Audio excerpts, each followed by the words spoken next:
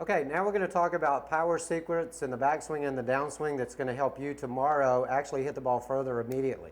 All right, so let's look at the setup. We're going to look at the body lines again just for a second, and you're going to see where his shoulders are at address and where his hips are at address. Now, we've all talked about and heard about the X factor, which is the separation, meaning how much your shoulders turn compared to how much your hips turn.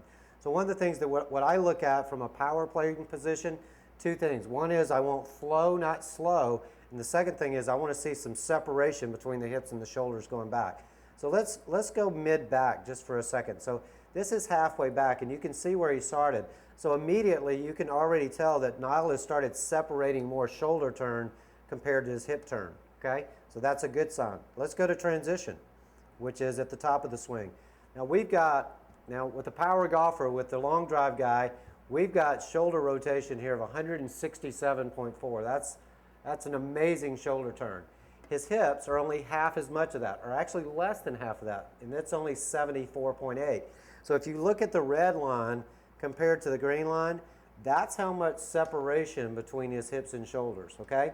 And when he transitions, one of the things that we want to see that's going to continue all the way to the halfway through the downswing, which is going to create the crack of the whip at impact. Now, for the average player, what I want you to feel is, let's try to feel like that your shoulders are pulling your hips, meaning don't let your hips and your shoulders move at the same time. That actually creates less X factor. So one of the things in your takeaway I want you to feel is, let's let your arms pull your shoulders and eventually your shoulders pull your hips. You've heard of the one-piece takeaway. Throw it out the window.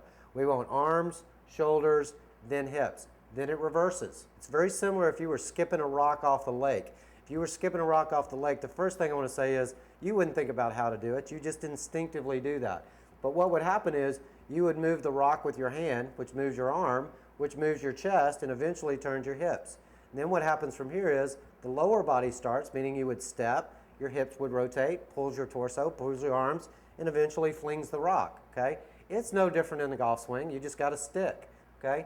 So we want to feel hands, arms, torso, hips, then it reverses. Now let's watch the transition here, and I want you to watch this carefully. Let's go in slow motion just for a second. Let's go back up to the plus. Now let's watch the green line.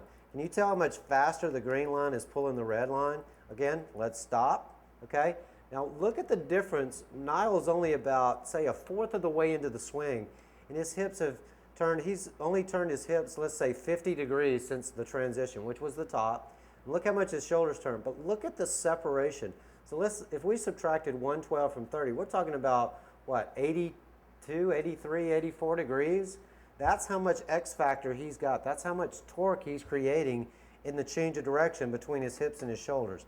Let's go mid-down just for a second. Let's keep moving, okay? Now look, his shoulders are starting to catch up to his hips because as you get closer to the ball, your hips are actually going to slow down, your shoulders are going to speed up, and eventually your arms are speeding up faster, and now we can release the whip or the club head through the ball. So let's watch in slow motion. Let's watch that happen in slow motion. Now his arms will speed up.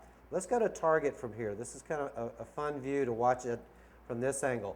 Again, let's watch the lines here. Let's keep watching. Now watch the green line in relationship to the red line. Everything is still moving, but the hips have actually slowed down, and the shoulders and the arms are now speeding up. Okay? And that's actually what we want to see in the swing. My power secrets can instantly be yours. I promise your next round of golf, you will be crushing the ball 30 to 40 yards farther without any practice whatsoever. Read the information below to grab your risk-free 365-day trial of my power secrets and bonuses. You will have instant access to my power secrets in the next 5 minutes.